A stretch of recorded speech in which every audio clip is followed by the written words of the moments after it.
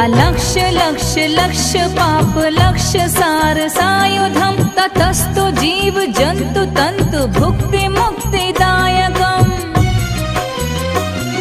विरंचि विष्णु शंकर सखीय धाम वर्मदे त्वदीय पाद पंकजं नमामि देवी नर्मदे